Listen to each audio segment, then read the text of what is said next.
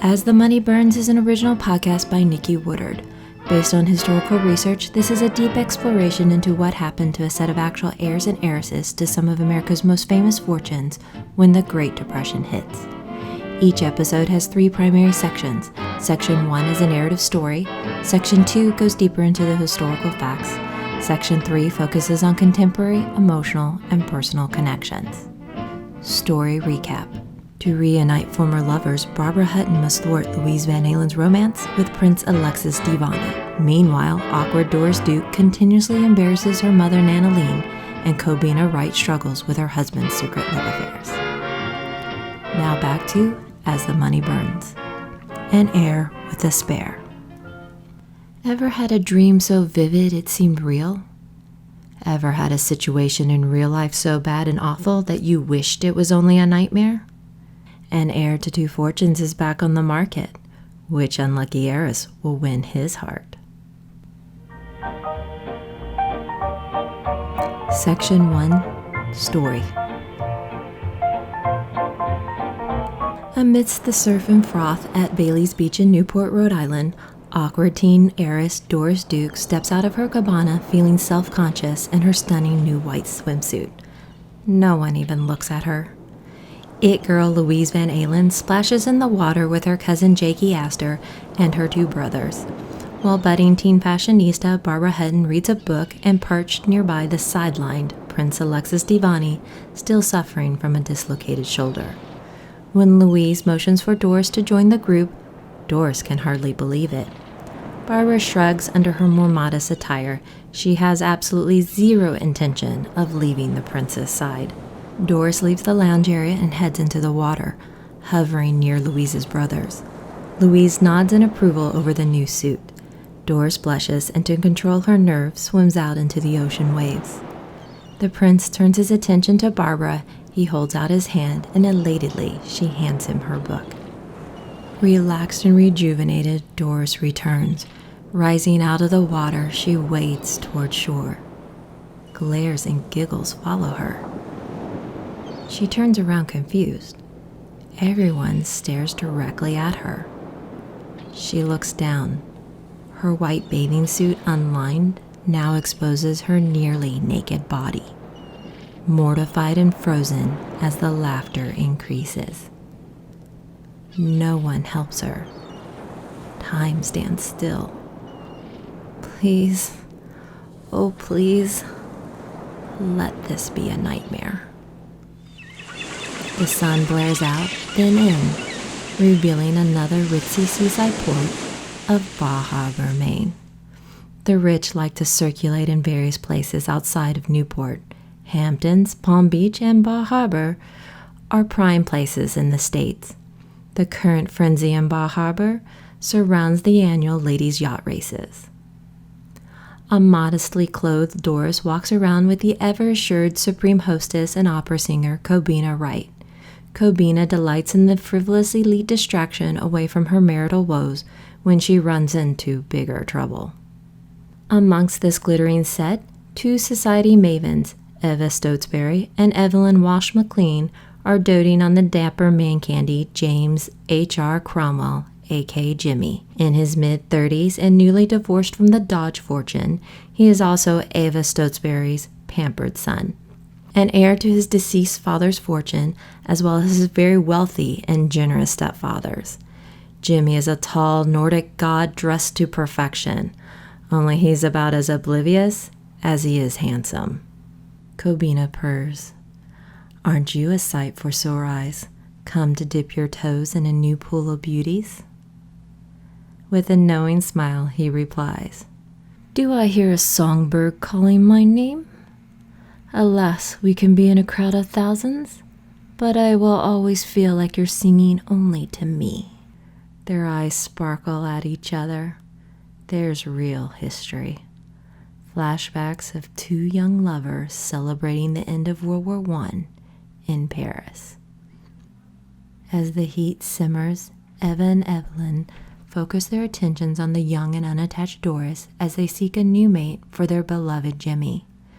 The reigning Washington socialite and mining heiress, Evalyn Walsh McLean, wears wrapped around her neck the unmistakable, large, stunning Hope Diamond. France's blue hypnotizes Doris, who knows Barbara would faint at the sight of it. Jimmy takes notice of the young girl and seems pleased. "So glad you escaped from stuffy old Newport. I hope you brought your white swimsuit." He gives a salacious wink. Cobina elbows him in the ribs, as Doris immediately turns beet red. Oh yeah, that earlier scene at Bailey's wasn't a dream. It was real, and it will haunt Doris for the rest of her life. The whole group spends a day at the races. Cobina and Jimmy naturally flirt throughout the day, but his eyes wander over to Doris from time to time. Cobina nudges the early attraction. Eva and Evalyn are intrigued. That Dodge girl had proved to be a little too much to handle, and she is likely hanging about as she is prone to boat races. Jimmy needs to be cared for properly. The society mavens whisper to each other, wondering if this shy girl might blossom under the right encouragement. Doris needs refinement and might be a little too dull, but her fortune, well, that's a lot to work with. Eva and Evalyn find they might have a new project as they watch her play with a kitten. During this prized event, Doris and Cobina, along with Jimmy and his mother, are all guests at Evalyn Walsh McLean's estate. Doris's ambitious mother, Nanaline, agreed to the excursion in hopes of fostering future social connections for Doris while the scandal in Newport dies down. Nanaline would love the match of Doris with a plush Jimmy, as well as hobnobbing with Eva and Evalyn. Late into the night, each settle into their separate rooms. As silence takes over the mansion, another restless energy takes over. Cobina's mind races to thoughts of her husband Bill meeting up with some unknown woman. In a crazy moment of brave desperation, she opens her door but hesitates and closes it, barely missing Jimmy leaving his room. Inside Doris's room, the teen cuddles with the little kitten in her bed. When the door opens, Doris sits up to see Jimmy slip in. Immediately, Jimmy drops trowel and stark naked crawls into the bed of a very shocked and astonished Doris. She is petrified at the sight and feel of a naked man. Completely unfazed, Jimmy goes to kiss Doris, who can barely reciprocate. He pulls at the string of her nightgown, but Doris clings to her neckline. Jimmy inquires, "Have you ever kissed a man before?" Doris shakes her head no. "Have you ever kissed a boy?" As Doris blushes in utter shame, he strokes her chin and forces her to look at him. "There's nothing to fear. It's all quite natural and simple." He plants a big, dramatic, and awkward kiss on her lips. She nearly dies but has no idea how to kiss him back. Back inside Cobina's room, she paces like a wildcat, trying to control her temper and her passions. Finally unable to hold back, she slips out of her room and lightly knocks on Jimmy's door, to which no one answers.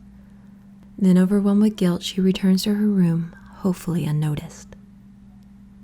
Jimmy and Doris sit in bed together, doing absolutely nothing, after having done absolutely nothing. "I guess I thought you were more grown up." He crawls out of bed and puts his clothes on, and slips back into the night. Doris collapses into tears. Section 2, History and Historiography.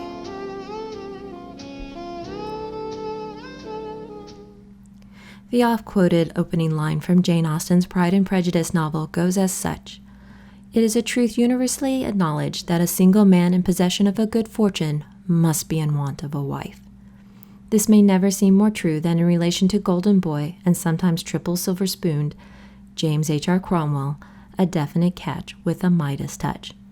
Already he's the heir to one minor fortune, when his widowed mother then married into a much greater one, the Stotesbury, building a nearly $200 million fortune with connections to the bankers Drexel and J.P. Morgan. Stepfather Ned Stotesbury was generous to his 3 stepchildren, as well as his own. Jimmy grew up in the lap of luxury in a massive Philadelphia mansion with its own soda jerker available via button and a separate cookie room, all pre-World War I. After serving as a Marine naval captain in that very war, he had a short, passionate affair with Cobina Wright in Paris, celebrating the armistice with his own sister, the infamous Louise Brooks, and the famed General Pershing. Jimmy had enjoyed the simple military life, but was ready to return to his more luxurious, pampered one, and Cobina was determined to pursue her opera career. They parted bitterly, but he later decided to remain friends. In 1920, Jimmy married Delphine Dodge, the daughter and heir of Horace Dodge, one half of the auto fortune. A former Wharton student, Jimmy supervised Delphine and her mother Anna on the selling of their family shares in Dodge for a most lucrative $146 million. His own mother Eva helped Anna mingle into high society, as new money often requires guidance and approval. Both Eva and Anna thoroughly supported and encouraged Jimmy in his big real estate venture, Floranada. The elder society ladies do love to dote on him. Floranada was a newsworthy name in the 1920s for two completely different, while also oddly similar reasons. Both involved chance and a sort of gambling. Fortunately, one would eventually remove the association with the other. Floranada was the name for both a land development near Fort Lauderdale and a popular racehorse. The horse went up against such fierce competitors like Candy Pig, Candy Hog, I'm a Baby, and Dry Moon in 1927. Back in 1925 to 1926, the Floranada Club was comprised of American and British investors led by Jimmy Cromwell, who served as the president of the corporation and mayor of the fledgling city. All around well connected with the support of Eva and Anna, Jimmy gathered investors into a new Palm Beach-type lucrative settlement near Fort Lauderdale. The resort-like city development, estimated around $100 million, covered over 3,600 acres. Investors included his stepfather, E.T. Stotesbury, his in-law, Anna Dodge, the actual British Earl and Countess of Lauderdale, Mrs. Alexander Biddle, as well as John Pillsbury of the flower fortune. Also involved were Andrew Dice, president of the Philadelphia and Reading Railroad, and Harry Black, director of the Plaza Hotel Corporation. There was a rumor of King George II of Greece, cousin to future Prince Philip, king consort to Queen Elizabeth II. But that was a marketing fabrication to drum up interest. The development was set up to have waterways, a whole new road system, tennis courts, a polo field, 2 golf courses, an aviation field, yacht club, and Roman baths with swimming pools. The new hotel would also have its own unique architectural design and style. Spanish eclectic and Mediterranean revival became prominent during this time. This attempt at the American Riviera quickly turned into a disaster. Within a year, it was beset with a host of problems, resulting in a failed venture. Unlike some of the other speculative Florida developments, Floranada was not a con nor a scam, but mostly ill-prepared management faced with almost insurmountable situations even skilled talent would have trouble overcoming. On August 17, 1925, and lasting through spring 1926, the Florida Railroad placed an embargo on all building materials coming in carloads, except food, due to the inability to handle the volume caused by all the rampant overdevelopment. The attempt to switch to waterway transportation alternatives proved also inadequate for the demand. Adding more complications, the core commodity of labor was limited by the dearth of affordable available housing, which led to rent profiteering. Government investigations into Florida land schemes also brought suspicion and withdrawal of participation. The Internal Revenue ruled taxes had to be paid on the purchase price of the property, reported as income, without deductible losses. With every obstacle, Jimmy would double down, trying to force construction to continue. It was the wrong move. By spring and summer 1926, there was a mass exodus of investors, leading to the American British Improvement Corporation filing bankruptcy. The books were accidentally lost in the waterway. A mosquito infestation followed by a hurricane finished off any hope, and Florida would enter an economic depression 3 years before the rest of the world. The loss totaled nearly $8 million. Eva Stotesbury and Anna Dodge would together pay nearly $2 million for debts and paying back investors. Jimmy resigned as mayor, and a local farmer took over and would later face more problems. Overall, the development was a disaster. The failure also sped up the demise of his marriage. The wilder and unpredictable Delphine, who like her father enjoyed speed racing, especially boats, proved to be a hard match. They had a daughter, Christine, and were divorced by 1928. However, Jimmy is a rare breed and not the kind to let such failures get him down. He would turn around and take an interest in economic policy, join the Democratic Party, the rich were strictly Republican, even befriending future President Franklin Delano Roosevelt, and set his own sights on political office. Another fun tidbit. The Hope diamond was purchased in 1910 at the offices of the Washington Post, then owned by Evalyn Walsh McLean's husband. It would take nearly 8 years for the infamous diamond's curse to eventually affect their lives. A story to explore for another time.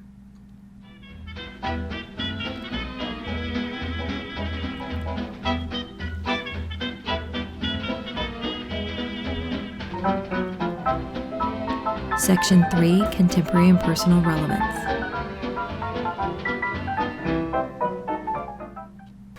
What it would be like to be young and dumb back in the prime of youth with all the best yet to happen and too naive to know that the worst things might happen too. This has always been the journey that compelled me to tell these stories. The worst year of my life had a small utopian break when I did a summer high school program at Brown University. I found young love and a brief moment of happiness before real tragedy hit. Life has a way of throwing us punches and disappointments. Flashes of hope dashed by broken promises and fate's cruel nature. Makes for a great story, but sucks in real life. At this point so early in our story, I'm not sure what to say about an inappropriate seduction, other than it was a different time, and there is much more to go. We've barely even started. Still, with all the revelations of the last few years, it makes one wonder about the pressures young women face when so much seems against them. No matter the error, those situations are endlessly confusing and disorienting, and only now are we really able to express that in all its complexities. Any bad sexual encounter can have large impact, but when it's the first moment or experience in love or sex, so endlessly more impactful on how one views oneself. 1929 was a cataclysmic year by almost all standards. It also so happened to be an important year in the lives of our very young heiresses, each having a pivotal moment in their complicated love lives. And now this year, 2020, is another cataclysmic year. Already so many traditions and rites of passage broken. Half of the year has already passed, and not much likely to change for the second half. Some are trapped in absolute hells, while luckier, many wait for the redundant doldrums to shift. We wait for life to begin again and make do with what we have for the moment. If lucky, simple dates have to be even simpler as we adjust to new ways of relating. Maybe one good thing is some have avoided those hopeful moments going so wrong, only replaced with another still quite confusing, and so far, unending process. I guess the question is right now, would you want to go back in time or skip ahead forward, hoping but unsure of what might be waiting for us next? Here's hoping that the next summer will be happier for us all. Next, when we return to As the Money Burns, a family fortune isn't always family friendly. A sibling rivalry can reach great heights when money is divided unequally, especially after one infamous maritime tragedy changed the course of a dynasty. Until then, please enjoy the full rendition of our opening song, My Heart Belongs to Daddy, by Billy Cotton, available on Past Perfect's digitally remastered album, The Great British Dance Bands. As the Money Burns is an original podcast written, produced, and voiced by Nikki Woodard based on historical research. Archival music has been provided by Past Perfect Vintage Music, www.pastperfect.com. Come check us out at As the Money Burns on Twitter, Facebook, and Instagram. Also, transcripts are available at our website, asthemoneyburns.com. Though I'm in love, I'm not above a date with a duke or a caddy. But that's a pose, for my baby knows that my heart belongs to Daddy. When some good scout invites me out to dine on some fine Finnan headies, my baby's sure his love is secure, 'cause my heart belongs to Daddy. Yes, my heart belongs to Daddy, so I simply couldn't be bad. Yes, I'm gonna marry Daddy. Da da da da da da da da da. If you feel romantic, laddie, let me warn you right from the start that my heart belongs to Daddy, and my daddy belongs to my heart.